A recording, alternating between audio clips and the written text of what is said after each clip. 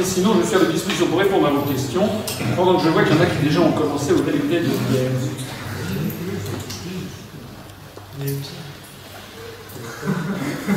Oui. Est-ce qu'on peut imaginer, avec beaucoup d'imagination, que si l'Union européenne, si nous sortons de l'Union européenne, si elle coule un nouveau krach boursier ou quoi que ce soit, enfin, bref, vu les euro-régions qui sont quand même bien entamées, surtout en Espagne, je pense qu'en Italie, il doit y avoir un vivier assez pour, et en Angleterre avec ce référendum, etc.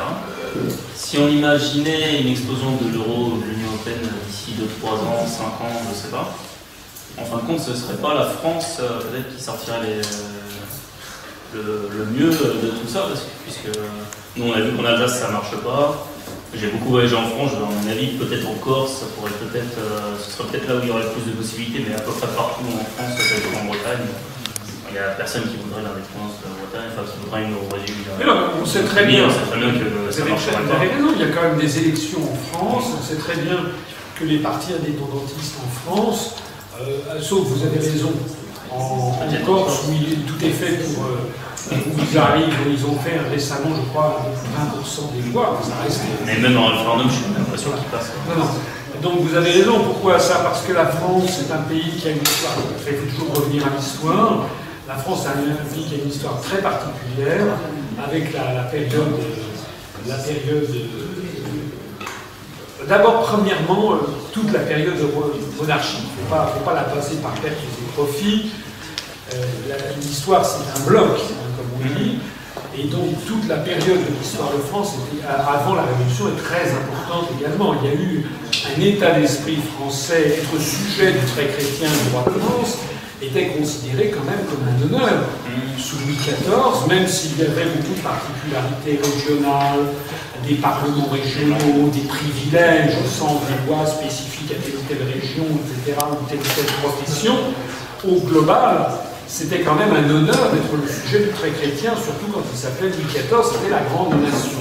Donc il y a quand même un vieux fonceau, si j'ose dire, une vraie fierté légitime des Français, même habitant dans l'Occitanie, en Bretagne. Bretagne, ça fait quand même plus de 5 siècles maintenant, d'être français. Donc ça, c'est la première chose. La deuxième chose, c'est la Révolution, la fête de la Fédération, la suppression des privilèges, la suppression de toutes les frontières provinciales et cette création de nature quasiment polytechnicienne des départements qui est une violence faite à la France d'une certaine façon, mais qui a accouché d'une France moderne avec cet esprit liberté, égalité, fraternité, où tous les citoyens sont égaux, quelle que soit leur naissance, leur lieu de naissance, leur classe sociale, etc. Or ça, non seulement ça a existé, mais c'est entré, à mon avis, en étroite résonance avec un goût des Français très très profond pour l'égalité. Comme le disait, il y avait Chateaubriand qui... vous savez, Chateaubriand qui était un légitimiste, un anti-révolutionnaire, mais pour autant peut-être un bel esprit, qui avait une belle plume. Et Chateaubriand, parlant de la Révolution française, avait eu ce mot qui est à la fois cruel mais assez bien vu, en disant « En France, au fond, la Révolution a fait 32 millions de nobles ». Ça veut dire que tous les Français voulaient être égaux au plus haut niveau. Donc ça c'est important. Et en fait, je me suis trompé, c'est pas Chateaubriand qui a dit ça, c'est Michelet plus tard dans le 19e siècle. Chateaubriand avait dit autre chose, il avait dit les Français se moquent pas mal de la liberté, l'égalité seule et l'horizon. Voilà, donc il y a chez les Français, avant toute chose, la volonté de l'égalité. Et ça, c'était avant la Révolution, ça a été magnifié évidemment avec la Révolution. Donc ça, c'est la deuxième chose, c'est que les Français ont quand même, depuis plus de 2 siècles, été un peuple unifié, avec un État très centralisé. Comme il n'y a jamais eu dans le monde un État aussi centralisé que la France jacobine. Et puis il y a une troisième chose que j'ai dit tout à l'heure sous une façon un petit peu plaisante, mais évadée, mais qui est très importante, c'est que les Français, c'est un peuple métis. C'est ce que Hitler reprochait d'ailleurs aux Français. Métis à la fois, métis par la peau, puisqu'il y a eu beaucoup d'allogènes avec des peuples étrangers, mais métis, j'allais dire, à l'intérieur même du périmètre français, Tout à l'heure, je disais sous forme de boutade, est-ce qu'il va falloir des lois de Nuremberg pour déterminer qui est breton, qui est alsacien? C'est quand même très vrai. Je citais mon cas personnel. Moi, mes 4 grands-parents venaient des 4 coins de la France.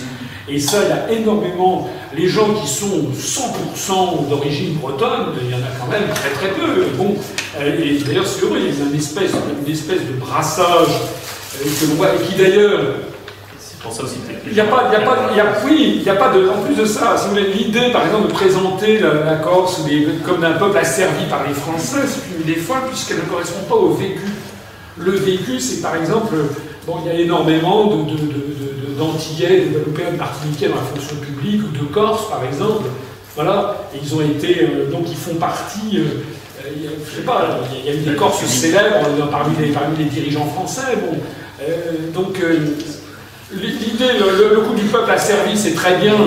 C'est très bien quand on est un peuple en effet asservi. Mais quand on a dans tous les gouvernements depuis des décennies, vous avez dans tous les gouvernements, vous avez des Alsaciens, des Bretons, des Corses, des gens du Sud, des gens du Nord. Voilà, c'est fait pour qu'il y ait une espèce d'équirépartition géographique. Voilà. Donc. Le Premier ministre actuel, ça va être un breton, M. Hérault, en gros. Quoi. Donc, c'est difficile de dire qu'ils sont, on va dire, c'est les Parisiens, c'est les gens de France qui sont brimés, puisqu'on a un président de la République qui est de Corrèze, et puis un Premier ministre. Comment ? Donc voilà, je pense comme vous, effectivement, qu'à mon avis, la France est plus solide qu'il n'y paraît. Que d'autres, parce que c'est vrai que l'Espagne n'a pas eu, d'ailleurs on a longtemps dit les Espagnes. Les Espagnes, d'ailleurs on ne disait pas, nous on avait le trait chrétien, mais on disait pour les Espagnols, les rois très catholiques. Puisque vous savez, c'est cette double monarchie entre la reine Isabelle la catholique, reine de Castille, et Ferdinand d'Aragon, roi d'Aragon, qui ont été les rois catholiques, qui ont été, c'est eux qui ont reçu en grande, après la chute du royaume de Grenade, que les élections en janvier 1492, pour occuper ensuite tous les nobliaux, vous allez pas leur faire faire. Il y a un type qui passe avec Cristobal Colón, tiens, il veut aller, on va lui filer une mission, et qui va aller emmener les gens qui veulent aller se battre, on va les emmener habilement. C'est comme ça que c'est passé. Et ça, c'est Ferdinand d'Aragon, Isabelle de Castille qui font ça. Donc ce sont des royaumes qui n'ont pas la même efficacité. D'ailleurs, sous Franco, c'était hier, ou avant-hier, l'un des objectifs de Franco, c'était justement d'unifier. La France a eu la chance que cette unification se tienne à la fin du XVIIIe siècle, alors que faire ça au XXe siècle, c'était déjà devenu beaucoup plus difficile compte tenu de l'évolution des mentalités. Oui. Si demain la France annonçait qu'elle se retire de l'Europe, oui. Première question, quelle serait la réaction éventuelle des États-Unis? Seconde question, que serait cette Europe sans la France? Alors, la réaction des États-Unis, je pense qu'elle sera certainement très négative. Il suffit de voir la réaction vis-à-vis du Royaume-Uni. Ils veulent empêcher David Cameron d'organiser son référendum. Sans vouloir me parler de Plume du Pan, ça serait un peu ridicule, je suis convaincu, par exemple, que l'extraordinaire difficulté que nous avons à franchir le mur des médias vient d'une instruction générale venant des États-Unis ou assimilée comme telle par un certain nombre d'élites françaises, qui est que c'est un sujet dont on ne doit pas parler. Voilà. Donc il est sûr que les États-Unis feraient tout pour empêcher l'arrivée au pouvoir de quelqu'un comme moi, ça c'est certain. Mais je rappelle que les États-Unis ont tout fait pour empêcher l'arrivée au pouvoir de Gaulle, qui ne se sont pas parvenus. Je rappelle que les États-Unis ont tout fait pour mater le Nord-Vietnam, ils ont été battus. Ils ont tout fait pour empêcher Cuba de tomber dans les mains de Castro, ils ont été battus. Ils ont tout fait pour empêcher, comment il s'appelle, Chavez d'être au Venezuela, ils ont été battus. Ils ont tout fait pour empêcher Maduro de lui succéder, ils ont été battus. Ils ont tout fait pour virer Correa d'Équateur, ils ont été battus. Bon, voilà. Donc il ne faut pas exagérer non plus. Les États-Unis, d'abord, ça n'est pas une unité unique, c'est quand même tout un ensemble. Et puis les États-Unis, c'est comme tout le monde, face aux événements, ils font ce qu'ils peuvent. Ils ont été battus lorsque les Iraniens ont chassé le Shah d'Iran. Donc la solution, il faut arrêter de penser toujours, et qu'est-ce que vous pensez ici et ça. Les gens qui me posent cette question, je leur dis, mais est-ce que vous imaginez être allé voir De Gaulle le 19 juin 40 en disant, mais qu'est-ce que vous pensez les Allemands de votre truc? Pas besoin de dire qu'ils n'étaient pas très contents, c'est sûr. Et la question, c'est pas ça, c'est pas de savoir ce que vont penser ceux qui ne nous aiment pas et ceux qui veulent nous détruire. La question, c'est de savoir est-ce qu'on va accepter, nous, de se laisser détruire. Voilà. La seconde question, vous me dites, la France sans l'Europe, il n'y a plus d'Europe. Il n'y a plus d'Europe parce que c'est comme l'euro. Si la France sort de l'euro, il n'y a plus d'euro. Il y aura un euro résiduel, mais ça sera un marque. C'est déjà carrément d'ailleurs. Actuellement, l'euro est une espèce de Deutschmark à la tardive. C'est quand même ça. Il est valorisé sur les marchés internationaux comme un Deutschmark. Parce qu'au bout du compte, le prêteur de dernier ressort, c'est quand même la Bundesbank. C'est pour ça que les Allemands, je ne vais pas refaire ici la conférence que je fais sur l'euro. Les Allemands veulent sortir de l'euro parce qu'ils savent que c'est eux qui risquent de le retourner sur eux. Et comme les Américains empêchent les Allemands de sortir de l'euro, les Allemands disent très bien, bon, c'est nous qui fixons les règles du jeu pour les autres. C'est pour ça que les Sud ont l'impression, qui n'est pas seulement une impression, de passer sous les fourches collines de l'Allemagne. Mais est-ce que ce système est viable? Moi, je suis convaincu que ce système n'est pas viable à tous les égards, à la fois pour des raisons techniques, financières, monétaires, mais aussi pour des questions de psychologie d'époque et d'histoire d'époque. Donc voilà. Alors, lorsque l'euro explosera, si la France sort de l'euro, il n'y a plus d'euro. Même s'il y a un truc qui s'appelle l'euro, ça ne sera plus pareil, parce que pour les marchés internationaux, l'euro, c'est une espèce de Deutschmark avec la France dedans. S'il n'y a plus la France dans l'euro, voilà. Alors, si la France sort de l'Union européenne, moi je ne pense pas de toute façon que ça puisse rester. Ça, c'est la théorie que je lance. C'est la théorie du château de cartes. C'est-à-dire que quand un château de cartes commence une carte commence à glisser, tout s'arrête pour tout être par terre. Rappelez-vous ce qui s'est passé avec la fin de l'Union soviétique. Lorsque l'Union soviétique a commencé à se désintégrer, on a vu que Gorbatchev et puis ensuite le petit mini coup d'État qu'il y avait ont essayé de vouloir rattraper, mais quand tout s'effondre, tout s'effondre. Voilà. Je ne crois pas qu'il y ait d'autres exemples dans l'histoire qui contredisent ça. C'est-à-dire que lorsque l'Union européenne, si la France sort de l'Union européenne, c'est ce que j'ai dit tout à l'heure, mais vous avez aussitôt le Royaume-Uni, la République tchèque, le Danemark, probablement la Suède, les Pays-Bas, la Grèce, la Hongrie, qui voudront sortir. Donc c'est un château de cartes qui va s'effilocher tout de suite.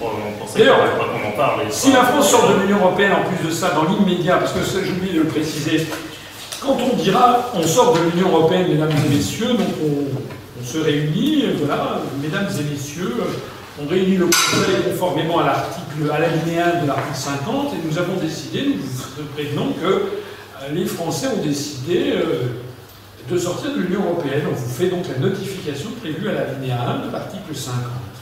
Bien. Donc on dira maintenant, en vertu de l'alinéa 2, on va commencer à négocier un accord de retrait. Et ce que nous dirons, enfin moi c'est ce que je dirais, dans l'immédiat, nous allons suspendre nos versements. Mais oui, parce que ça n'est écrit dans aucun traité. Hein. Il n'y a aucun traité, il n'y a pas les accords. Vous avez vu, il y a un accord budgétaire qui vient de se passer hier. D'ailleurs, l'accord est en réduction. Un accord sur le budget de l'Union européenne qui faut maintenant doit être avalisé par le Parlement européen. Vous savez que l'Angleterre et l'Allemagne se sont battus pour une diminution du budget. Ils ont d'ailleurs obtenu gain de cause. La France a fait semblant de ne pas être d'accord, mais elle est d'accord, puisque je rappelle que plus le budget augmente, plus on paye et moins on reçoit. Hein. C'est un jeu de dupes. Donc il faut vraiment avoir la méconnaissance totale de l'architecture du fonctionnement européen pour les gens comme les gens du Front de gauche ou autres qui disent qu'il faut augmenter le budget de l'Europe. Ils ne se rendent pas compte que ça veut dire qu'il faudrait qu'on dépense beaucoup plus pour les autres. Donc, ça n'est écrit nulle part. C'est pas un viol de traité. Hein. Si on dit, écoutez, là pour l'instant, comme nous avons entamé une procédure de sortie, nous retardons les paiements. Comme le dit monsieur, ça accélérera la situation. Parce que si la France arrête de payer, ça veut dire que d'un seul coup, d'un seul, il y a 16% du budget en moins. Ça veut dire que d'un seul coup, ils ne peuvent plus payer les fonctionnaires. Alors qu'est-ce qui se passera? Il se passera qu'immédiatement, ils vont squeezer le versement aux fonds structurels européens. Donc aussitôt, on dira aux Polonais, vous voyez, vous n'avez plus d'argent parce que c'est les Français qui ne veulent plus payer. À ce moment-là, ils vont dire, ah bah tiens, mais c'est les Français, on croyait que c'était l'Europe. Bon, alors, ça va faire un bins, voilà, parce que les autres, les pays de l'Est ne sont là que pour avoir des subsides. Hein. Donc, je vous assure que si on arrête de verser les paiements, voilà. On sera d'ailleurs bien aise à ce moment-là d'expliquer à la Commission européenne, vous devriez faire des réformes de structure, vous êtes beaucoup trop nombreux, il faut introduire de la compétition dans tout ce petit monde. D'ailleurs, votre cotisation pour les retraites, on va la faire passer de 15 ans et demi à 41 ans.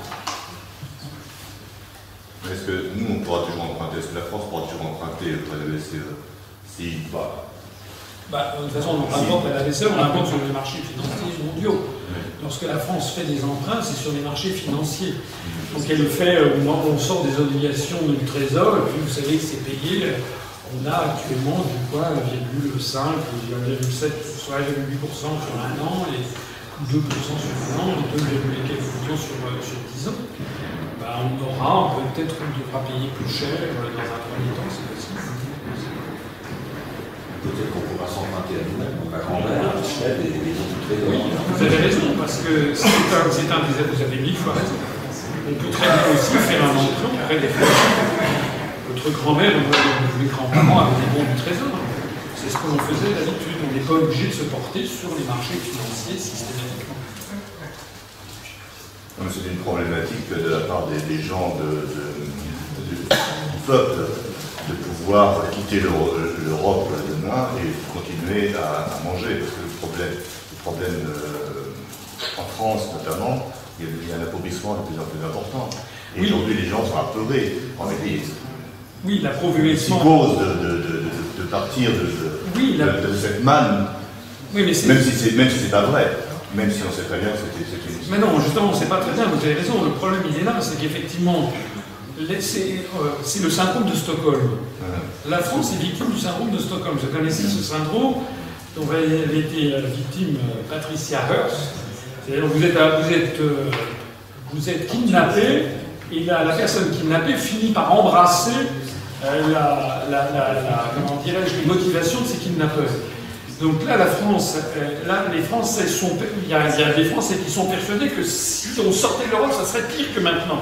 Alors que c'est le contraire qui est vrai. C'est tout notre rôle, et de leur expliquer que c'est le contraire qui est vrai. Mais les Français, pas seulement les Français, les Grecs aussi, etc., sont sous état d'hypnose.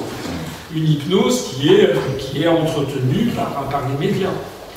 Je rappelle que lorsque nous sortirons de l'Europe, la toute première chose qui nous arrivera, c'est qu'on aura 7 milliards d'euros en plus. Chaque année, puisqu'au lieu de verser 21 milliards d'euros à l'Europe et d'en recevoir 14, on ne versera plus rien à l'Europe. Donc on aura 21 milliards d'euros au lieu d'en avoir 14. Voilà. Donc la première des choses, c'est qu'on aura plus, et puis c'est pas rien, 7 milliards d'euros quand même. Je rappelle quand même que cet escogriffe de Hollande est allé se rencontrer avec M. Al-Thani, l'émir du Qatar, à Doha, il y a quelques jours. Ils ont annoncé en grande pompe qu'ils allaient faire un fonds d'investissement pour les PME françaises. Alors, je ne sais plus si je crois que c'est 10 milliards d'euros ou 30 milliards d'euros. Une somme qui nous a été présentée comme colossale. Alors, moi, ce que j'y vois surtout, c'est que ça veut dire que les PME françaises risquent de passer les unes après les autres sous le contrôle de l'Émirat du Qatar. C'est rien, l'Émirat du Qatar. Hein. C'est une famille sur une bonbonne de gaz. Ça n'est rien. C'est une famille de dictateurs sur une bonbonne de gaz et qui roule en Ferrari. Donc ce truc est absolument rien et qui va avoir des participations dans toutes les PME françaises. Je ne sais pas si ça se fera, mais je rappelle quand même que nous avons chaque année, on dilapide au minimum 7 milliards d'euros que l'on donne à l'Union européenne. Donc si on sort de l'Europe, au lieu d'avoir recours à l'Émirat du Qatar, on pourra financer nous-mêmes nos PME. Là où on est dans une situation de nature ubuesque. c'est que vous avez peut-être appris, je ne sais pas si vous l'avez vu, on a appris ça il y a quelques jours, que selon la Cour des comptes européenne, organisme qui, comme disait De Gaulle, elle se meurt au moment où elle a été laissée, la Cour des comptes européenne a découvert qu'il y a eu 1 milliard d'euros versés aux autorités égyptiennes qui se sont dilapidés, qui ont été volatilisés dans le cadre de fonds européens versés à l'Égypte pour, je cite, solidifier, asseoir la démocratie en Égypte, le droit des femmes, etc. Alors, les 1 milliard d'euros ont terminé chez les oligarques égyptiens. Mais est-ce que vous imaginez le délire que ça représente? La France versant 16% du budget européen, on peut considérer qu'il y a donc 160 millions d'euros français d'argent des contribuables qui ont terminé dans les poches de très gradés militaires égyptiens ou du petit personnel politique égyptien, qui est des détournements de fonds, pour 160 millions d'euros, pour prétendument asseoir la démocratie et le droit des femmes en Égypte. Et au même moment, on demande à l'émir du Qatar, qui maintient une dictature tout à fait obscurantiste dans son État, pareil au Bahreïn, pareil en Arabie Saoudite, on lui demande, on fait copain-copain avec lui, on lui demande de l'argent pour financer nos PME. On marche complètement sur une tête. C'est du délire de A à Z. Hein. On se fait voler pour mener une politique qui n'est pas menée, et on soutient un dictateur qui est l'antithèse même de la politique que l'on veut soutenir avec nos fonds, et on lui demande à ce dictateur de financer nos PME parce qu'on n'a pas d'argent. C'est dément. On atteint comment? C'est du blanchiment. Ah, on peut dire ça, si on veut. En attendant, on a affaire au minimum à une immense médiocrité du personnel politique français, une immense imbécilité au minimum. Et au maximum à une connivence et à la participation à des réseaux de détournement de fonds et des réseaux mafieux. Pas possible autrement. Pas possible autrement. Ça veut dire que le président de la République, excusez-moi de le dire, mais il a fait ça avec le poule à l'intérieur. Ça pas possible. Oui, monsieur. Est-ce que vous pourriez nous faire un petit commentaire sur la campagne dans le Lot-et-Garonne? Les enseignements que vous avez tirés, les difficultés que vous avez rencontrées? Alors j'ai fait déjà un premier commentaire après le premier tour. Je me propose, ce week-end, j'ai écrit un document pour le deuxième tour. Je n'ai pas voulu réagir à chaud, d'abord parce que c'est long, j'ai d'autres choses à faire. Il y a l'actualité qui arrive en permanence, mais je voudrais faire un deuxième commentaire sur le deuxième tour. Je l'ai dit tout à l'heure, je ne sais pas si vous étiez arrivé, les premiers enseignements, c'est quand même que, d'abord l'enseignement que je retire numéro 1, c'est que les médias font tout leur possible pour promouvoir le Front National. Ils le font de façon absolument méthodique, délibérée, systématique. J'ai pu le noter avec, par exemple, France 3 Aquitaine ou bien Sud-Ouest. Ils le font de façon perfide, totalement délibérée. Alors la question c'est de savoir pourquoi ils le font. On l'a pu le voir lors des résultats. Tous les médias ont titré comme si c'était une espèce de Bérésina pour le MPL, triomphe du Front National. Je rappelle que le premier gagnant, ça a été l'abstention. Il y a eu 48% d'abstention, ce qui est beaucoup pour une élection. C'est pas spectaculaire pour une élection partielle, mais pour une élection qui avait été à ce point médiatisée aux États-Unis, c'est quand même beaucoup. Je rappelle qu'il y a en plus de ça, parmi les votants, 14% de vote blanc et nul. C'est jamais vu. Voilà. Donc ça veut dire que le Front National n'a pas fait le score que l'on écoutait. Si vous prenez en nombre de voix, il a un peu amélioré, c'est vrai, le score de Madame Le Pen. Mais bon, ça veut dire quand même qu'il a fait 20 et quelques pourcents des inscrits, 20,2% des inscrits. Ça veut dire que dans cette élection, où il était dans une position en or massif, le Lot-et-Garonne est un département où il y a beaucoup de rapatriés d'Algérie qui votent Front National. Madame Le Pen, elle avait fait 21% à la présidentielle, alors qu'elle a fait 17,9% au niveau national. Donc c'est un terre favorable au Front National. Donc le Front National avait fait, c'est dans un département où il est très fort. c'est dans une conjoncture économique extrêmement épouvantable. C'est dans une conjoncture politique épouvantable aussi, puisque le Parti socialiste était en dessous de tout avec l'affaire Cahuzac, et au même moment, l'UMP ne pouvait pas tellement non plus comment dirais-je, se pavaner à cause de l'affaire Tapie-Lagarde. Il était dans une position normative pour faire un score spectaculaire. Il a fait moins que dans l'Oise. Dans l'Oise, Mme Italiani avait fait 49%. Il a fait un peu moins, et en nombre de voix, il a un peu augmenté. Et quand même, dans une situation où il a tous les atouts, il y a encore 80% des inscrits qui refusent d'aller voter pour le FN. C'est ça la vérité. La vérité, elle est là. Ça veut dire que la capacité du Front National à augmenter le nombre de ses voix entre le premier et le deuxième tour est extrêmement faible, voilà. Alors même que tous les médias ont focalisé ça là-dessus. Donc pourquoi est-ce que les médias focalisent ça sur le Front National? Je pense que c'est d'abord parce que le Front National a donné des gages, beaucoup. Madame Le Pen est allée aux États-Unis d'Amérique en janvier 2012, il ne faut pas l'oublier, elle a été reçue. Deuxièmement, le Front National ne dit jamais ce que nous disons, comme DLR de M. Dupont-Aignan, comme a fortiori le Front de gauche de M. Mélenchon. Jamais vous verrez cette présentation au Front National, ni à DLR, ni au Front de gauche. Le Front National ne propose pas de sortir de l'Union européenne, ne propose pas de sortir de l'euro. Mais pourtant, c'est vrai que sur le terrain, beaucoup de gens disent « Ah ben oui, vous dites comme le Front National ». Donc ça a été très bien calculé, et les médias servent la soupe du FN.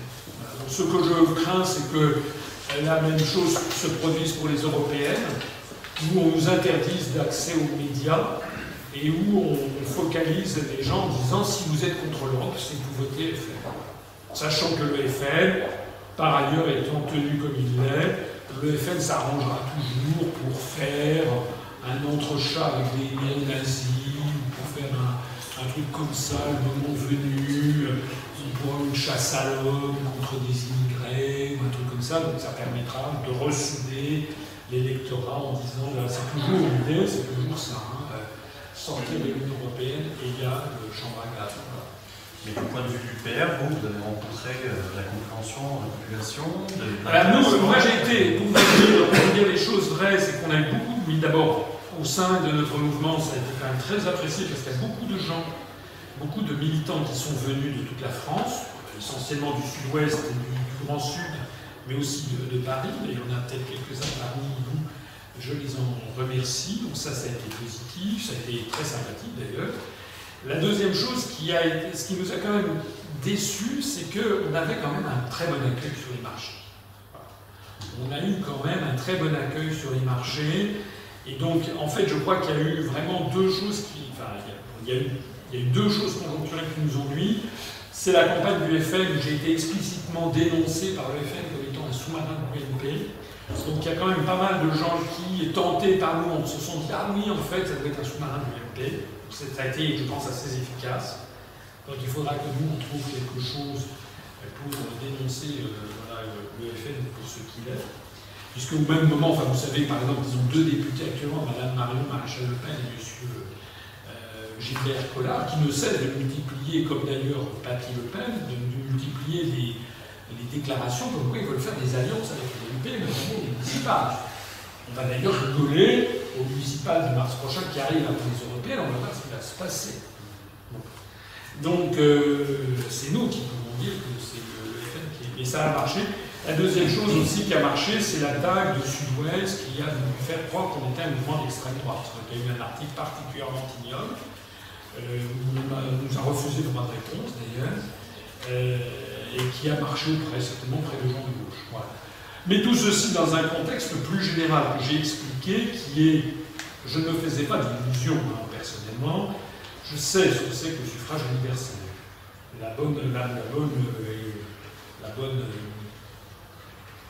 image que je peux vous délivrer, c'est que c'est l'océan Atlantique, Pacifique. Vous tombez au milieu de l'océan Pacifique, quelque part entre Honolulu et Papeete, en plein océan Pacifique. Bon, qu'est-ce que vous faites? Alors, vous pouvez nager, Et vous nagez, donc vous faites des mouvements, ça bouge autour de vous dans un rayon de 5 mètres, 10 mètres. Mais dans la fosse des Mariannes, à 10 000 mètres en dessous, les poissons des abysses, ça ne fait rien. Donc c'est ça, quand vous faites une campagne électorale, vous êtes face à l'océan.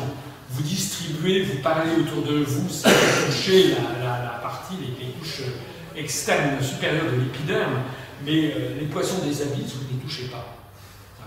Alors le problème, c'est comment touche-t-on les poissons des abysses? Malheureusement, surtout dans une campagne rurale, ça c'est un petit peu, peut-être, c'est un facteur qu'on avait sous-estimé, c'est que dans les villes, dans les banlieues, il y a 90%, 95% de gens qui ont Internet.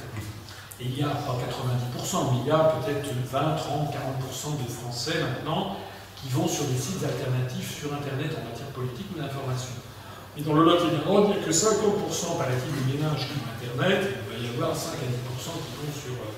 Donc moi, la façon de toucher les gens, c'est en fait la télé. C'est en fait France 3. Or, France 3 nous a systématiquement boycottés.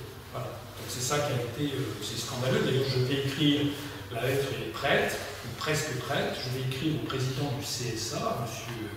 Olivier Schrammeck, et je n'exclus pas d'aller au-delà, parce que le rédacteur en chef de France 3 a organisé un débat avec simplement 3, puis 4 candidats sur les 17. Donc on a râlé, j'ai eu pendant 25 minutes au téléphone, Régis Chaman, mon suppléant, en a fait autant, Guillaume Serrano, le directeur de campagne, en a fait autant, il a été absolument inflexible, et il s'est retranché derrière la théorie de l'équité du CSA pour donner la parole. Voilà. Je lui ai fait valoir que cette théorie était quand même extraordinaire, parce qu'au nom de l'équité, il réserve l'antenne à ceux qui l'ont déjà. Donc c'est ce que je vais écrire à M. Schrammeck au Conseil d'État, qui est Conseil d'État au CSA.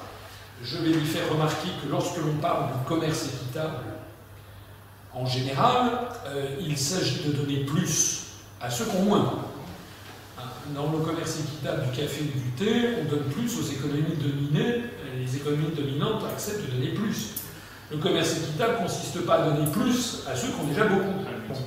Donc là, l'équité version CSA, version France 3, c'est qu'on réserve l'accès à France 3, ou à l'UMP, au PS, au Front National, et accessoirement au Front de gauche. Le fait, par exemple, qu'ils aient l'UMP, PS et Front National prouve la volonté de promouvoir le FN.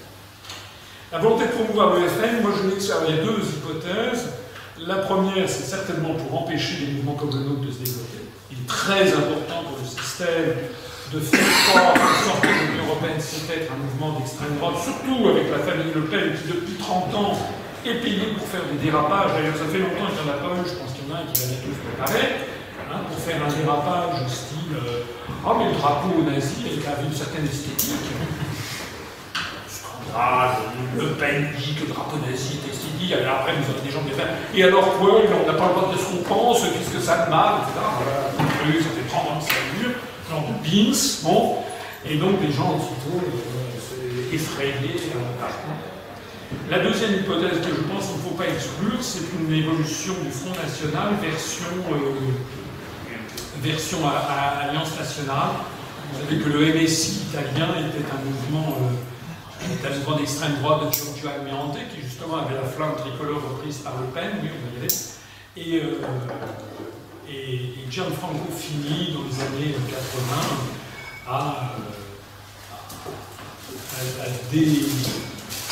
déverrouillé le MSI. Voilà. Et à mon avis, il y a quand même un peu anguille sous roche.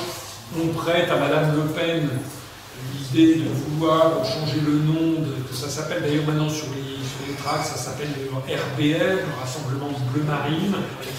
Donc, à mon avis, il y a certainement au Front National des dissensions très importantes, de ce que je crois savoir, entre le canal historique, de gens qui veulent rester Front National, et puis un truc qui deviendrait une espèce d'allianza nationale et à l'italienne qui deviendrait le fait que le Front National soit très islamophobe, très anti-immigré, en particulier islamophobe, convient très très bien à l'oligarchie, au royaume. Ça s'inscrit parfaitement dans le cadre du choc de civilisation.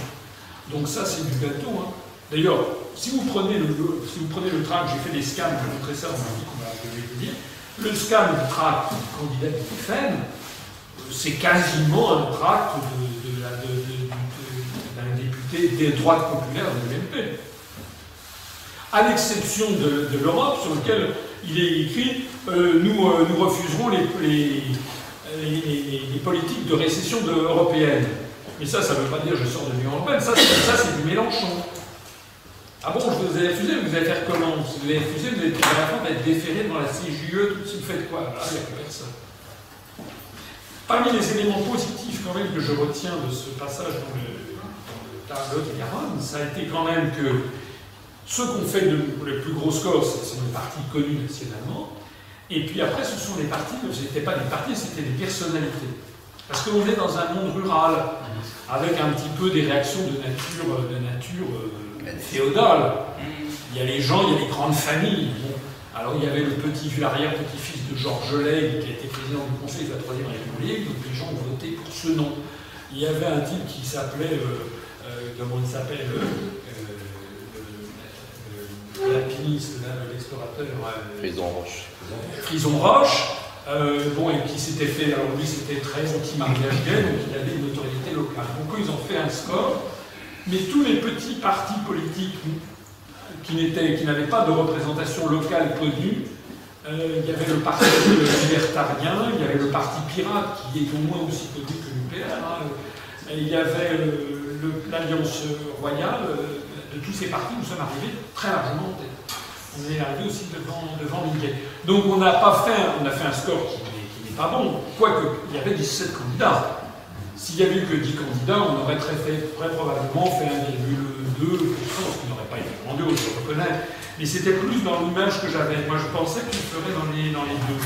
Je pensais qu'on ferait dans les deux, et comme on a été quand même très bien accueillis, parmi les inconvénients qu'on a notés, enfin c'est à la fois un avantage et un inconvénient, c'est que ça a été la très grande difficulté à faire sortir les gens de chez eux pour venir écouter une conférence. On a eu très peu de monde. En moyenne, il y avait chaque conférence 2, 3, 4 personnes, 5 personnes. Donc il y avait des gens de l'UPR. Donc il y avait des assemblées de 20, 25 personnes. C'était soit des gens de l'UPR qui étaient venus tracter, soit parce qu'on a eu des adhérents sur place, mais des néophytes. L'homme de la rue qui nous découvre, la femme qui nous découvre, qui vient, on en avait entre 2 et 5 à chaque fois, c'est-à-dire très faible. Alors le côté positif, c'est qu'ils en sont sortis sidérés. Les gens, il n'y en a pas un qui soit parti avant. S'il y a une fois un monsieur qui est parti avant, il était un peu intérieur, et les gens étaient sidérés. Sidérés. On a fait en 15 jours, on a quand même fait 180 votes. 89, j'ai besoin. Ça, c'est pas assez. C'est bien. Actuellement, on fait en moyenne, ça commence à se ralentir un peu avec les vacances, mais actuellement, on fait 6 à 7 adhésions par jour. Donc, dire que l'on fait actuellement au niveau national, on fait entre aux alentours de tous les 15 jours, c'est à peu près 90 à 100 adhésions par quinzaine. Donc là, on a eu presque deux fois plus de gens qui ont voté pour nous que d'adhérents. Il faut quand même comprendre que quand on est arrivé, personne ne nous connaissait. On est parti de zéro. Donc voilà, je suis d'accord avec vous, je suis pas. J'aurais préféré qu'il fût plus important. Peut-être est-ce qu'on aurait dû aller dans l'Oise plutôt que dans un truc plus urbain que là. En tout cas, on en sort avec un certain nombre même des choses très matérielles, l'organisation d'une campagne, le genre de slogan, on a pu tester. Peut-être que c'était le tract, peut-être que ce tract a été un peu trop ambitieux intellectuellement, je ne sais pas, en tout cas c'est notre remarque. Mais peut-être, par rapport aux autres, voilà, comment? C'est aussi, de façon générale, l'UPR est perçu comme un mouvement élitiste parfois. Un peu intellectuel, oui, mais le problème qu'il y a, c'est ce que je dis souvent, le problème c'est que malheureusement, les guerres de jadis, c'était des guerres qui étaient reposées sur la force physique. Donc il fallait avoir des gens, il n'y avait pas besoin d'avoir beaucoup de matériel, il suffisait d'avoir de la force ou alors des armes pour lutter. Et là, le problème, c'est que cette fois-ci, ça n'est plus sur la force physique. La guerre du XXIe siècle, c'est la force intellectuelle. C'est ça le problème. C'est-à-dire que malheureusement, c'est une guerre qui vise les cerveaux. C'est une guerre intelligente. C'est une guerre du software, c'est une guerre du logiciel, c'est une guerre des manœuvres subreptices, c'est une guerre de la manipulation des esprits. Et c'est là le drame, c'est que les Français étant toujours en retard d'une guerre, nous ne sommes pas un peuple qui... voilà, les Français, c'est la phrase de Mitterrand, il dit tout dans ça.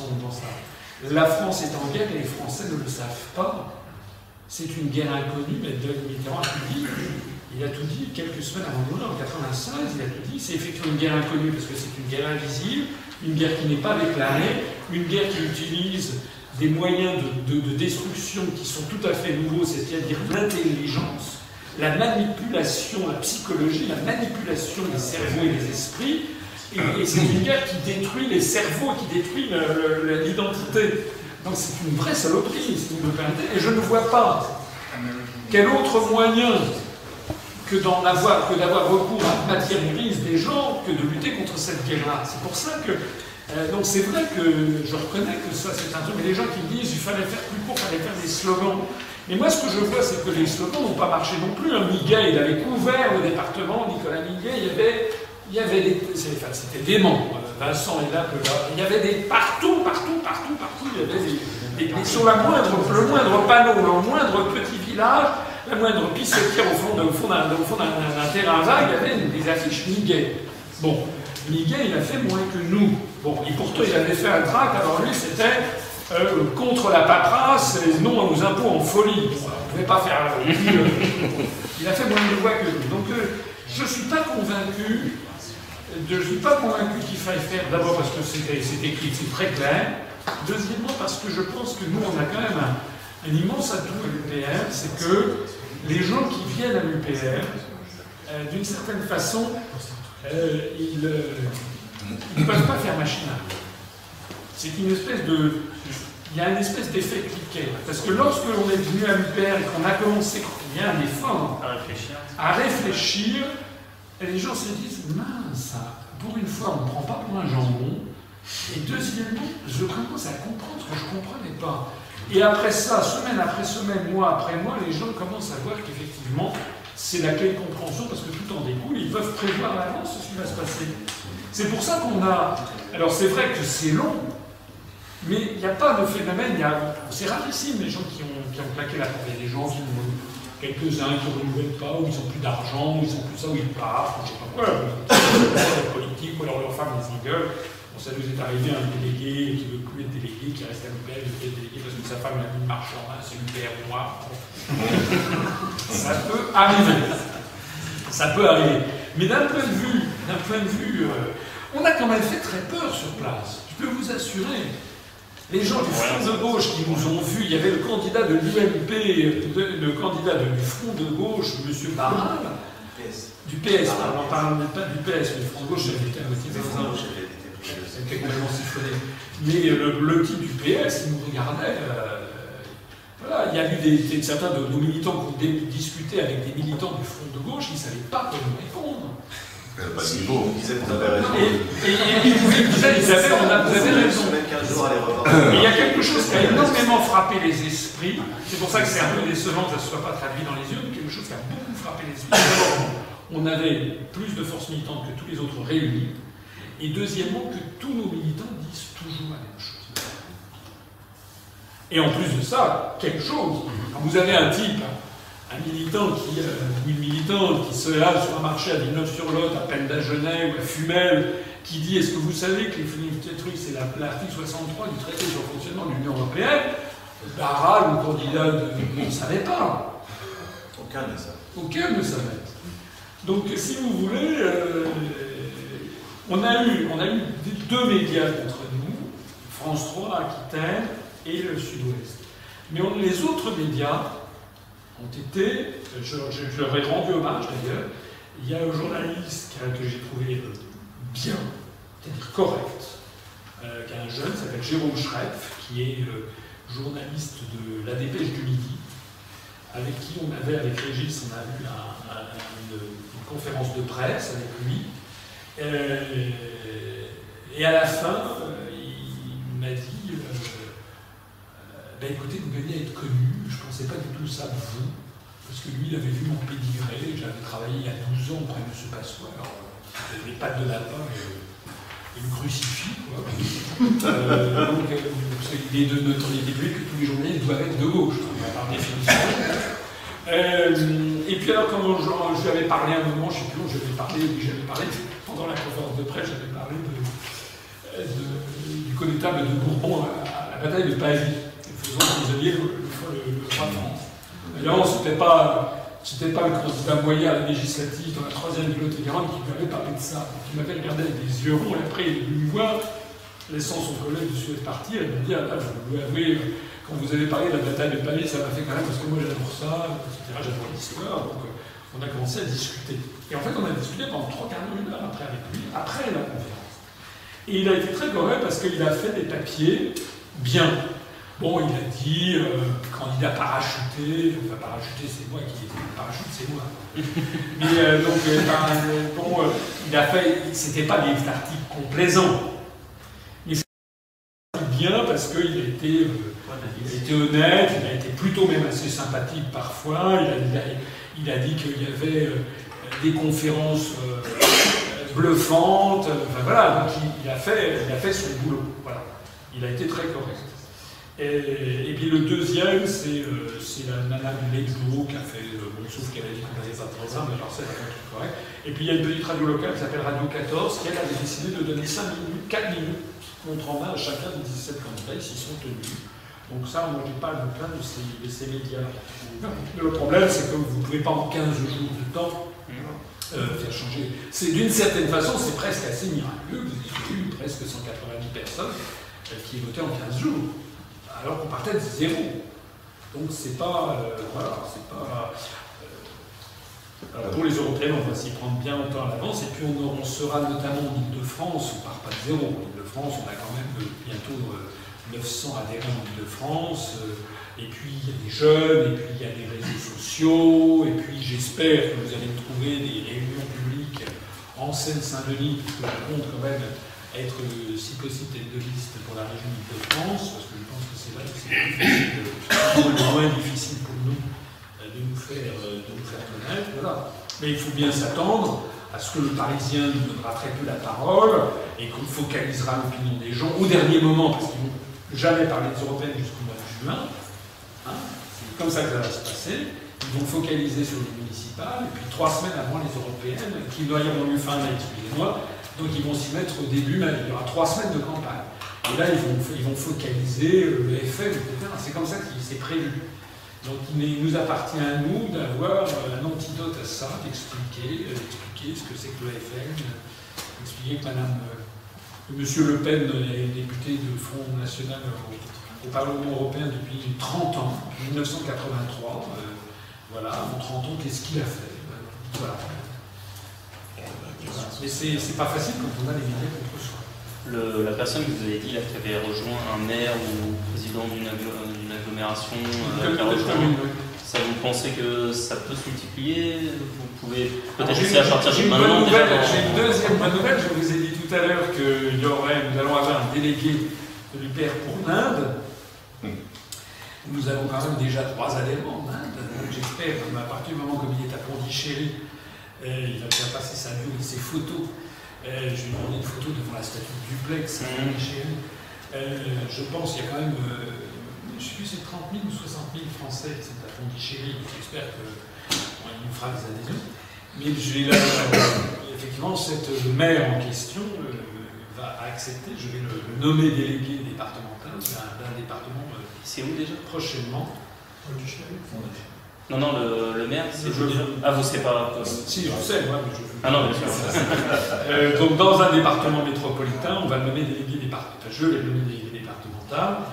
Et il va organiser des réunions justement avec les maires de ces communautés de communes. Voilà. Pour tout vous dire, c'est un ancien UMP. Un ancien UMP, donc je suis satisfait parce qu'on a vraiment des gens qui viennent de tous les horizons. Alors maintenant, c'est pas le premier maire qu'on a. On a un maire dans le Gard, Florent, qui qui était un des premiers à signer cette pétition, qui avait d'ailleurs fait... Voilà. Mais moi, maintenant, malheureusement, c'est pas dans mes pouvoirs. Mais vous ne pouvez pas faire des campagnes peut-être ciblées. Si, parce que ce que je pense, c'est que ce que l'on va faire, c'est que, alors d'abord, ce que l'on va avoir dans les mois qui viennent, on va avoir beaucoup d'affiches. On va faire des grandes campagnes de collage d'affiches. Parce qu'on va essayer d'être beaucoup plus présent. On va également avoir beaucoup plus de matériel militant. Voilà, parce que ça marque une présence quand même, des affiches, UPR, des trucs militants. Et puis, ce qui serait bien effectivement, c'est d'essayer de valoriser un petit peu les élus locaux comme on a chez nous. Et puis, alors, il y a des choses qui ont quand même très très bien marché. Ce qui a quand même très bien marché, c'est l'affaire de la francophonie. Parce que la pétition a été un vrai succès et elle nous a permis de nous faire inviter. Moi, j'ai été invité sur Europe 1 sur cette affaire, j'ai été invité par Mondelat sur la TNT. Ça nous a fait quand même pas mal connaître. Et la journée francophonie qui a eu lieu à Paris, on n'a pas attiré des milliers de personnes, mais elle a été il y a quand même eu pas de monde qui se pose. Parce qu'en général, ça n'attire jamais personne, c'est toujours limité à des petits milieux, et ça nous a attiré du monde. Alors, je signale que nous allons avoir des journées thématiques comme ça dans les mois qui viennent, dans les semestres qui viennent, et que l'on va prendre des initiatives qui sont un peu connexes pour essayer d'attirer d'autres publics sur notre mouvement politique. Je pense que vous avez passé chez TADI. Pas de nouvelles. Écoutez, normalement, ce que j'ai prévu, je devance une de vos questions, c'est que je voudrais faire un livre que j'ai déjà commencé, que j'aimerais publier cet automne. Et donc, paraît-il que lorsque j'aurai un livre, comme d'un seul coup d'un seul, tous les médias vont m'inviter. Il faut y croire. Le problème, je vais vous dire, c'est que je suis passé chez Tadi. Et le fait d'être passé chez Tadi nous a fait une petite pique et puis très rapidement rien. La meilleure pique, les deux pics d'adhésion qu'on a eu suite à un passage média, ça a été la première fois que je suis passé chez Radio Ici Maintenant, chez Jovanovic, où ça a drainé, il faut dire qu'il a un public un peu particulier. J'ai eu en ligne. Voilà, donc on a eu un pic de consultation et d'adhésion. Et puis la deuxième fois, c'est quand j'étais passé pendant 1 heure chez Robert Ménard, avec Robert Ménard sur Sud Radio. Voilà. Mais les autres passages médias, quand je les ai eus, n'ont pas eu beaucoup d'effet. D'abord parce qu'en général, mon nom était un peu éclipsé. Quand je suis passé chez TADI, c'était marqué, bon ben voilà, point bas, il n'y avait pas le mode d'emploi, il n'y avait pas. Le journaliste n'était pas là en train de faire de la retape en disant, voilà, l'histoire sur son site et ci et ça. Et puis par ailleurs, vous avez vu, j'ai parlé 13 minutes, coupé en tranches, avec une danseuse roumaine venue des Balkans, avec c'était entrelardé, avec un romancier de 23 ans qui disait moi je suis très content que les politiciens qui fait ça, voilà. Donc ça ruinait le propos. Ce qu'il faut bien comprendre, c'est que le problème auquel on est confronté, ça n'est pas uniquement le fait de passer dans les médias, c'est le fait que les autres, ils y passent constamment. C'est ça le truc. Parce que, imaginons que demain, je passe aux 20h de TF1, qui est le paradis d'Allah. 20h de TF1, c'est 8 millions de téléspectateurs. Bon. Supposons que j'y ai droit à 5 minutes. Bon. C'est inimaginable. Je suis persuadé qu'on aurait un boom de consultation et probablement d'adhésion, mais qui ce serait, vous savez, comme la courbe d'Hystérie, c'est comme la vitesse dont on était en première, là, on envoyait des décharges écrites dans la cuisse d'une malheureuse grenouille. Vous avez fait ça dans votre laboratoire, vous avez visité mon collège, vous n'avez jamais envoyé tout le monde a envoyé ces pauvres grenouilles en France qui se font envoyer des décharges électriques par tous les lycéens. Enfin bref, et vous savez qu'elles ont une courbe d'hystérésis, qui est un moment à partir duquel la cuisse ne répond plus. Donc il y a la courbe d'hystérésis, hop, après ça retourne. Ben, c'est pareil. C'est-à-dire que les autres, c'est constamment, le Parti Socialiste, l'UMP passe constamment. Et il suffit, regardez ce qui s'est passé avec le Front National. Le Front National, il avait été prévu par le système, enfin, je n'en suis pas sûr de ce que je dis, mais ce sont des déductions qui me paraissent extrêmement probables. Je pense que le système avait prévu de faire élire M. Strauss-Kahn président de la République en 2002.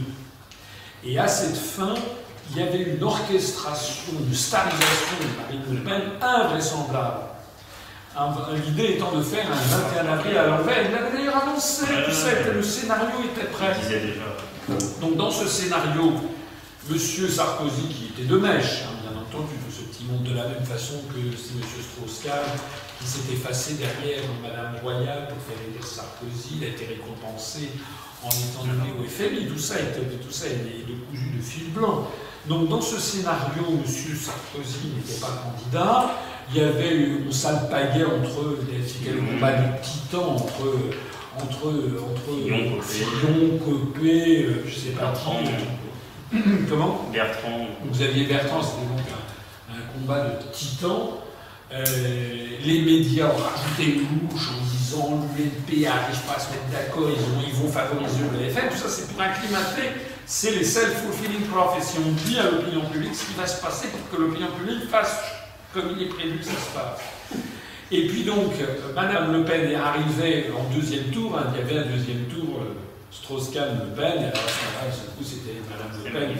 En l'espace de 3 heures de temps, c'était la bête immonde. Elle avait, pour faire plaisir à l'oligarchie, elle avait fait un entrechat tout à fait cessante dans un bal de néo-nazis à Rotterdam ou à Berlin. Une photo, comme vous disiez, avec un néo-nazi. Voilà, immédiatement, donc pour bien assurer l'élection de Strauss-Kahn qui se faisait avec 75-25. Voilà, c'est ça qui était prévu. Et puis est arrivée l'affaire Nafissatou Diallo. Donc personnellement, je pense qu'elle n'est pas une machination. Je pense que c'est un truc réel. Maintenant, chacun peut avoir son opinion. Personnellement, je pense que ça n'est pas une machination. En attendant, ce qui me fait penser à ça, c'est que le 5 et le 7 mars 2011, on avait eu droit au sondage de Harris Interactive. J'en ai fait des articles qui sont toujours en consultation sur Agorabox et sur notre site. Le 5 mars, Harris Interactive, qui est un organisme où il y a 30 personnes en France, mais il y en a 2000 aux États-Unis, avait fait un sondage qui disait que Mme Le Pen faisait 23% des voix au premier tour. Bien. Et la présidente de Harris Interactive est une dame qui s'appelle Mme Kimberly Thiel, qui est White House Fellow, c'est un programme hyper sélect de gens qui ont été sur la Maison Blanche. Elle a été l'assistante du directeur du FBI. Elle est maintenant à la tête d'un organisme sondagier. Et par ailleurs, il y a un Français qui est auprès d'elle, qui est un militaire, qui est un ancien de la French American Foundation. Bien.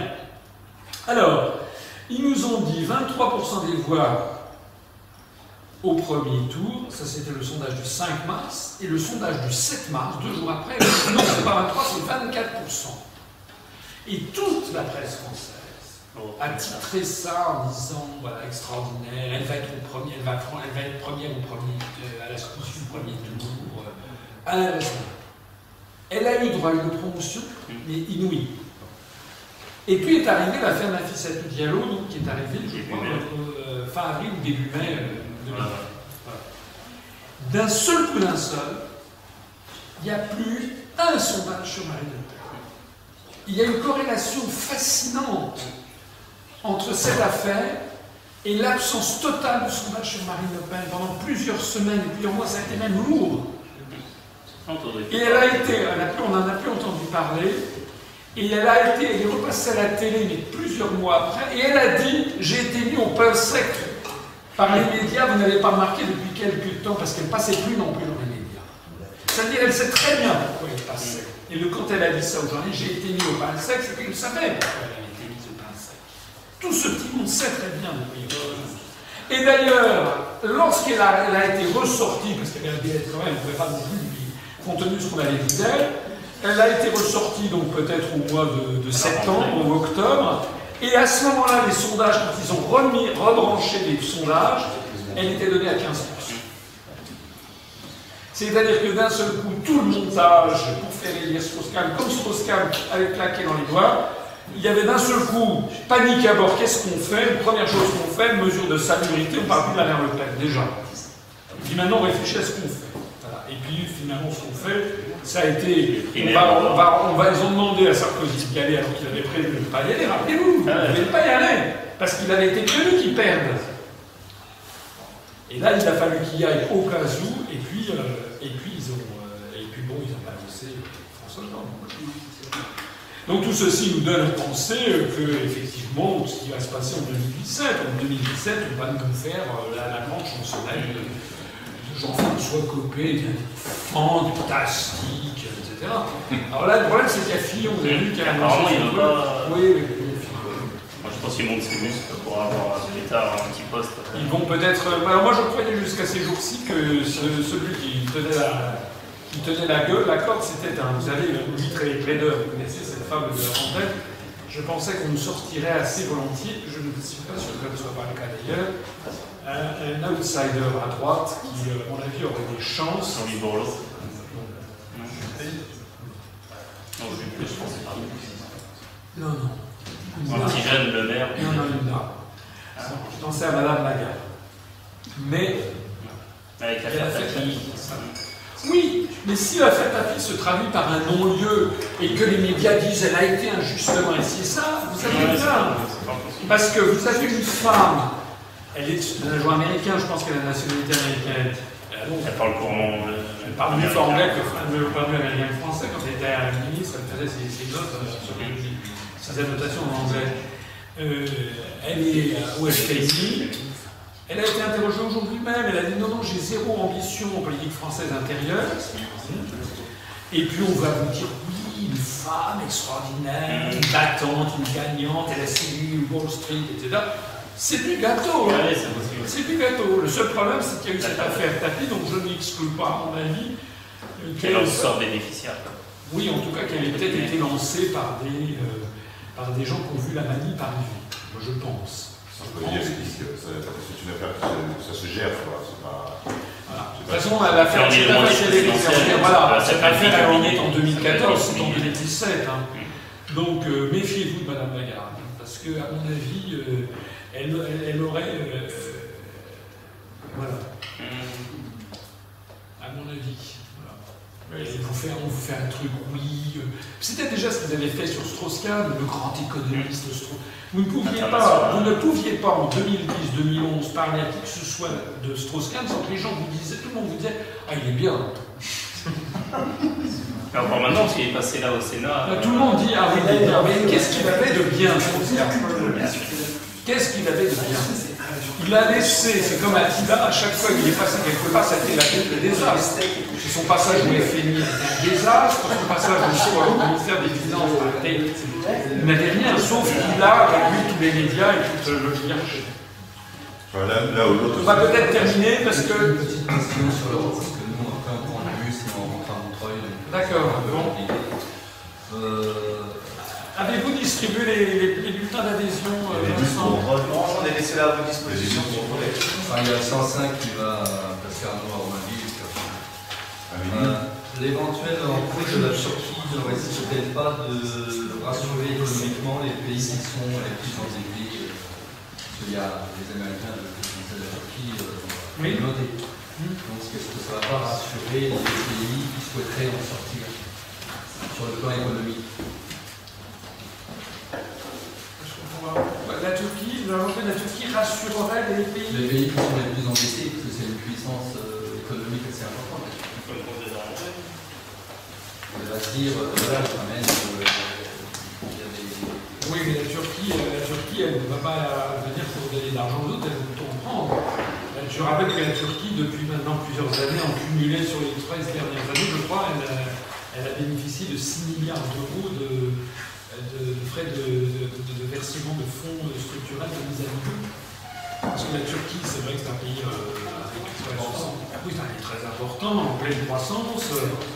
C'est un pays, il y a 70 millions, 70 millions d'habitants, c'est un pays avec une puissance, c'est un pays très important. C'est un pays dont le niveau de vie moyen est quand même très inférieur à la moyenne de l'Angleterre, très moyen long terme. Donc a priori, la Turquie sera bénéficiaire de fonds structurels, notamment pour toute l'Anatolie, qui est quand même la partie orientale de l'Anatolie, c'est quand même un pays de développement. C'est pas la Turquie européenne, la Turquie occidentale, c'est pas le cas, mais c'est un pays qui aura besoin. De toute façon, il n'y a pas de rapport avec l'endettement de l'État en tant que tel. Donc chaque État doit respecter ses propres critères à Maastricht. La question qui se pose plutôt, c'est de savoir si cette entrée de la Turquie va se faire, sachant que les États-Unis le veulent, mais sachant que, d'abord, vous avez une crise entre l'Allemagne et la Turquie ces jours-ci à ce sujet, puisqu'il y a quand même une bonne partie des opinions publiques occidentales qui, par islamophobie, sont déclarées anti-turques. Mais la question, c'est de savoir aussi ce que la Turquie elle-même va vouloir y entrer. Sachant que je crois savoir que les avis sont quand même très, très divergents sur le sujet. Je dirais que ce pays est entré en tenaille entre l'Union pour la Méditerranée et le projet du Grand Développement est voué à se disloquer géographiquement, culturellement, physiquement. Ça n'entrera jamais en Europe. C'est un autre. Elle est vouée à être dépoussée. C'est un enjeu de vie. Même si telle est la déclaration. Il faut que vous précisiez, Berkat, que vous êtes d'origine turque.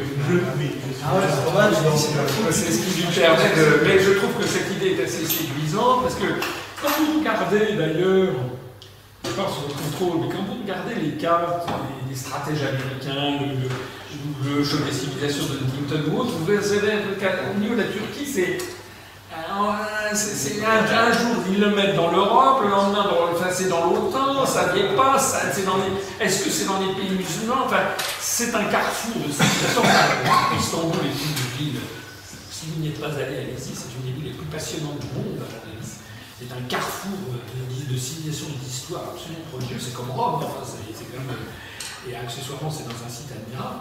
C'est vraiment un carrefour de civilisation. Et c'est vrai que je trouve, c'est la première fois que j'entends cette idée, mais je la trouve assez séduisante, puisque l'Est de la Turquie, il y a le Kurdistan, il y a le problème kurde.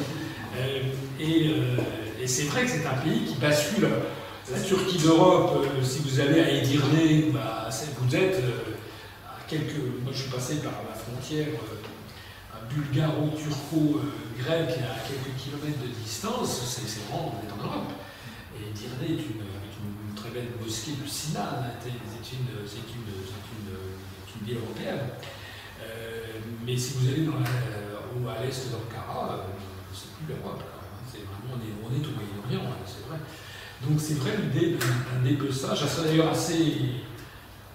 Ça serait assez dans l'air du temps, puisque je rajouterais ça serait tout à fait dans l'air du temps. Oui. Mais il va avoir les gros yeux, monsieur, là-bas. Vous n'avez pas les gros yeux, là, vous ne voulez pas nous chasser, on va. Non, c'est vrai. On va lui offrir un. Ah oui, on va vous offrir. Surtout que je n'ai pas parlé de l'Afrique, mais il y a aussi beaucoup de choses à dire sur la Côte d'Ivoire. Dans votre fonction publique, vous avez dû connaître de grands moments de solitude. Et maintenant, si on évacue tous les irrécupérables, dans les grands corps, est-ce que vous voyez apparaître des serviteurs intègres qui seraient intéressés à remonter le pays quand on sera après l'article 50? Est-ce que vous voyez que ça bouge un peu, ou alors est-ce que sont toujours des militaires, on les voit tous, cherchant à faire leur pelote C'est-à-dire que d'abord, moi je suis quand même. Je suis le diable. Toujours, ou est-ce que vous. Ah, je ne vois pas toujours. Non, il y a des. Non, pas trop, mais bon, il y a si, j'ai vu des amis qui disent ah, ça fait longtemps qu'on ne s'est pas vu, on déjeune ensemble. Bon. Mais quand même. Les hauts fonctionnaires, d'abord, le métier d'un haut fonctionnaire, c'est d'obéir au pouvoir politique. Donc ça, il ne faut jamais l'oublier. Il ne faut jamais oublier que De Gaulle a été condamné à mort à 2 reprises parce qu'il était militaire et s'est opposé au pouvoir politique.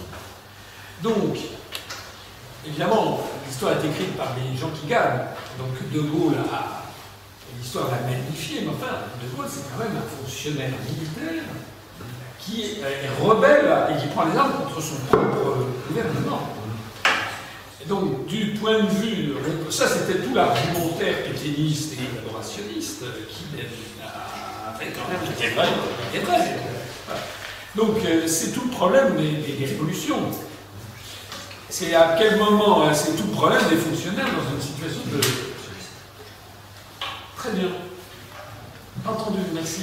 C'est tout le problème des révolutions.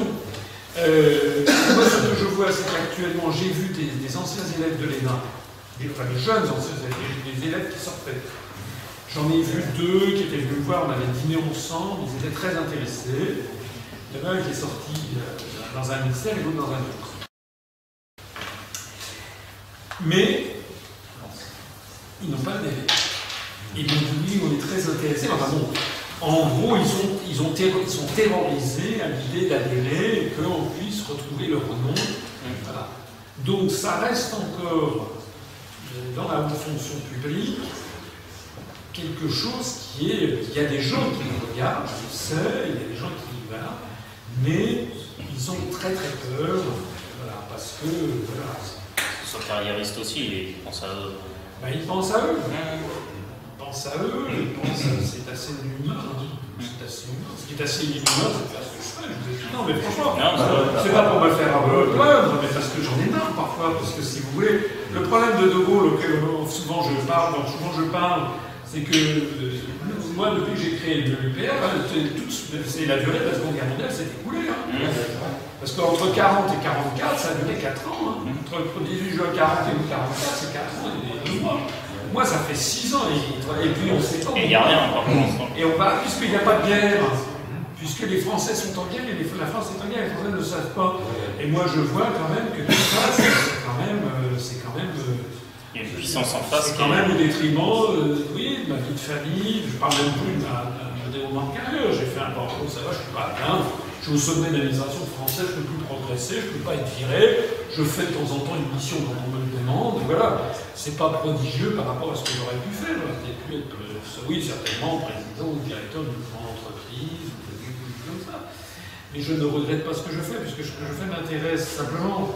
Ce qui est vrai, c'est que c'est vrai que je suis un peu triste et malheureux quand je me heurte, quand je vais dans le Lot-et-Garonne et quand je vois que je fais des conférences qui étaient vraiment, c'était ça.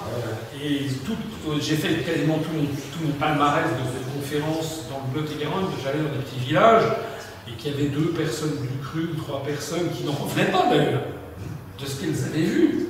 Et il y en a qui ont adhéré. Mais il y en a 2. On a affaire à une immense apathie des Français. Donc la faute numéro 1, elle est chez les Français. Enfin, c'est comme si on disait la faute d'un drogué, c'est de sa faute. Oui, c'est aussi de celui qui... Mais ça fait aussi très longtemps que... Cette phrase de Gaulle qui lui en écho dans votre esprit, qui pensait son écho, c'est ça. Ça fait quand même plus d'un siècle qu'on fait tout pour les abrutir aussi. Oui. Tu m'as démotivé les gens. Oui, c'est ça. Et puis c'est surtout la télé. La presse, je ne sais pas si vous avez vu, enfin vous n'avez pas besoin de faire quelque chose. Les nouveaux chiens de garde. C'est un reportage. Vous n'avez pas besoin. Toute la presse est achetée par les multinationales, pratiquement. De nouvel observateur en passant par le monde, y compris le monde diplomatique, qui est interdit. La télévision, l'image a un grand rôle. C'est la raison pour laquelle c'est sur la foi de ce constat. C'est sur la foi de ce constat que j'ai fait ce que j'ai fait, c'est que je me suis dit que nous sommes dans une civilisation où les gens lisent de moins en moins, ont de plus en plus besoin d'images, parce que l'image fascine. Et donc je suis l'inventeur un peu de ces conférences politiques sur PowerPoint. Personne d'autre ne l'a fait, il y en a quelques-uns qui essaient de faire maintenant, mais de jumeler, ça m'est venu parce qu'avant de faire l'ENA, j'ai fait HEC, je connais bien le monde de l'entreprise, et je sais, pour être allé quand j'étais dans le cabinet du secteur SSA, j'étais souvent invité dans des raouts, dans des entreprises, dans des trucs comme ça, et donc très souvent, je voyais des cabinets de conseil qui font leur présentation sur PowerPoint. Je me suis dit, mais pourquoi je ne ferais pas ça appliqué à la politique? Et j'avais conçu que justement, ce qui était fait dans les entreprises, c'est que ça permettait de capter l'attention des gens et de mémoriser mieux. Donc c'est pour ça que j'ai adapté ça à la politique. Et si vous me le permettez, c'est pour ça que ça marche relativement. nous sommes un petit mouvement, mais personne n'a jamais fait ce que j'ai fait. C'est-à-dire, on avait 3133 ou 34, 35, etc. adhérents. C'est quand même pas mal. Sur des bases de conférences de 4 heures, 3 heures. Oui, donc c'est pas mal. Et moi, alors, il y a des gens qui me disent qu'il faut faire beaucoup plus court. Alors d'abord, on a des militants qui font des petits trucs plus courts. Je reviens à ce que j'ai dit tout à l'heure. On a fait une guerre intellectuelle. Une guerre intelligente, une guerre qui s'adresse à l'intelligence des gens. Et il n'est pas vrai que vous ne faites pas changer l'opinion de quelqu'un en 30 secondes, ni même en 3 minutes, ni même en 30 minutes. Ni même d'ailleurs en 3 heures. Si vous connaissez bien notre Nouveau Testament, vous vous rappelez la conversion de Saint Paul. Saül qui poursuit les chrétiens, les juifs, qui poursuit les chrétiens, part les chasser, puisqu'il y a une communauté chrétienne à Damas.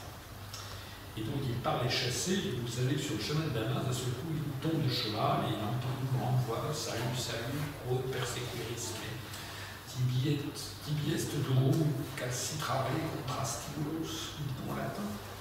Saül, Saül, pourquoi me persécutes-tu? Il t'est difficile de te rebeller contre les signes que je t'envoie. Et donc Saül tombe de cheval et il devient aveugle pendant 48 heures. Ce sont ses compagnons qui l'amènent à Damas et c'est là d'un seul coup qu'il l'a vu et il est devenu chrétien. C'est-à-dire, c'est resté célèbre dans l'histoire des civilisations, la conversion de Saint Paul. C'est quelqu'un qui brûle ce qu'il avait adoré et qui adore ce qu'il brûlait. Il pourchasse les chrétiens, il devient non seulement chrétien, mais il va devenir le plus ardent pour pas connu de la chrétienne. C'est même lui qui va inventer le christianisme. Puisque jusqu'à Saint Paul, il va s'appeler Paul, il va prendre le nom de Paul, jusqu'à Saint Paul, le christianisme, c'est une secte hérétique du judaïsme. Le Christ des Juifs, c'est une secte hérétique, puisqu'il ne respecte pas le Deutéronome et le Lévitique. C'est pour ça que la femme adultère, il refuse de la vie de la femme adultère, c'est-à-dire donc il va se faire crucifier. C'est un rabbin qui refuse d'appliquer la loi de Moïse. Donc c'est une secte hérétique. Et celui qui transforme le christianisme, c'est Saint Paul qui va étendre ça justement aux non-juifs et non-circoncis. Ce que je vous raconte cette histoire, c'est que même la conversion de Saint Paul ne se produit pas ni en 30 secondes, ni en 30 minutes, il faut quand même plusieurs jours. Voilà. Et ça, c'est au-delà de la parabole évangélique, c'est une grande vérité. C'est que vous ne faites pas changer d'opinion quelqu'un en 30 secondes, ni même en 3 heures. Il y faut du temps. Il y a ce que Freud, alors je parle plus des évangiles, je vais parler de Freud, de ce que Freud appelait le travail de deuil. C'est difficile pour quelqu'un d'admettre qu'il s'est fait rouler dans la farine, qu'on a pris pour un con depuis 30 ans et que ça a marché. C'est très difficile. Lorsque l'Union soviétique s'est désintégrée, je me rappelle de reportages qui étaient faits notamment par le journaliste du Monde de l'époque, Bernard Guetta, sur le fait que à partir de 1987-1991, c'est l'idée même de la construction du communisme qui a été remise en question, il y avait une partie importante de la population soviétique qui a eu un réflexe spontané qui a dit « Mais attendez, vous n'allez pas nous dire qu'on a fait fausse route depuis 72 ans, 71 ans, depuis 1917 jusqu'à 1989, c'est pas possible. » Ben si. Donc ça, c'est terrible. Voilà. Et donc, il y a des gens pour qui c'est terrible d'admettre qu'ils se sont trompés. Donc, il faut vous ôter de l'esprit, et moi je disais tout à l'heure en fin de conférence, que les gens, moi je ne souhaite pas spécialement que des gens adhèrent à l'UPR à l'issue d'une conférence. Parce que, quelquefois, c'est arrivé, il y a des fois, c'est arrivé très bien, mais j'ai eu quelques cas de personnes qui avaient adhéré très vite, puis après, les trucs, là, vous expliquez que ce sont des esprits volages, qui sont après de la vie du théâtre à parler. Voilà, il y a une dame comme ça, j'avais parlé sur Radio Notre-Dame, elle avait adhéré, le lendemain, j'avais reçu l'adhésion à je vous ai entendu Radio Notre-Dame, pas besoin d'en savoir davantage, voilà, j'adhère, bon, très bien, 6 mois après, vous pouvez un nouveau courrier, je vous prie de retirer de tous vos annuaires, etc., parce qu'en fait, l'euro, j'y ai bien réfléchi, l'euro est une excellente chose. Alors ça existe aussi. Il y a aussi des gens qui changent d'avis comme de chemise. Donc, non, ce qu'il faut, c'est quand vous parlez autour de vous de l'UPR, vous devez simplement, et c'est très important, il y a une seule chose que vous mettiez, que vous ayez comme objectif, c'est introduire le doute dans l'esprit de votre interlocuteur. et si possible le faire voir une vidéo. Après c'est du gâteau.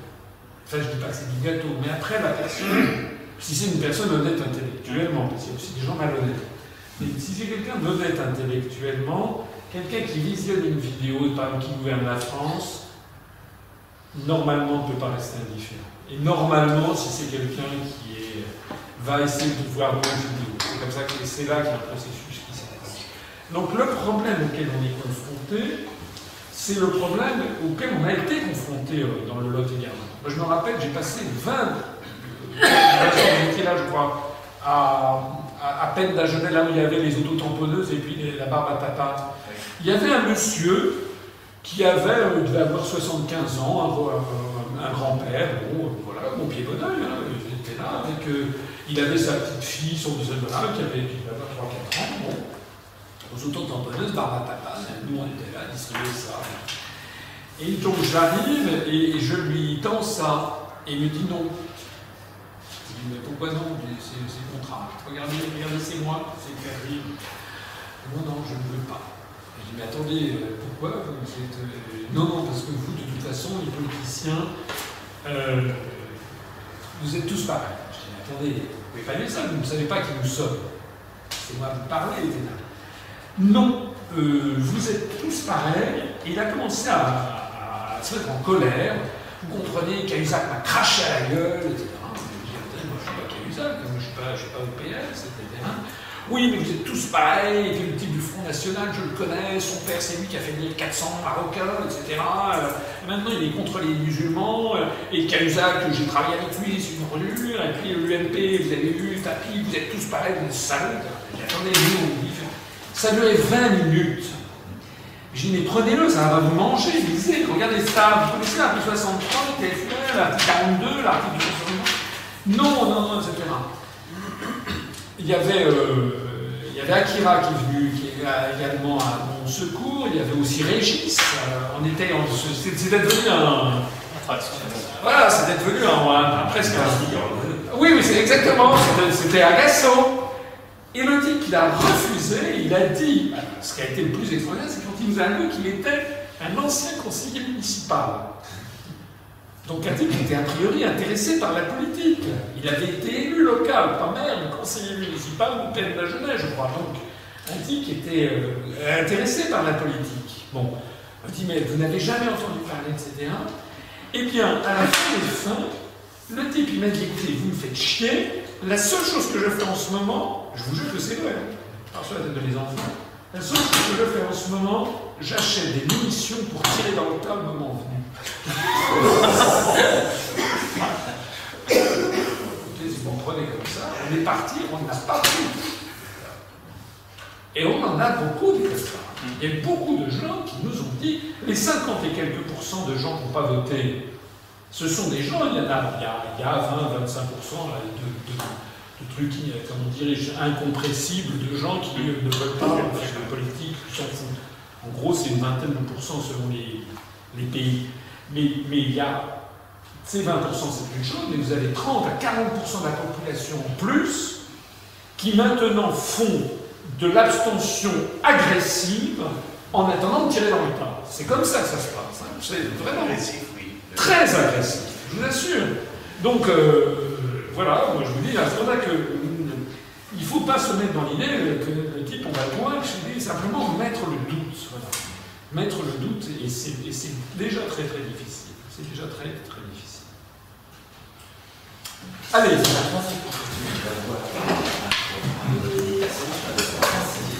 vous en voulez un?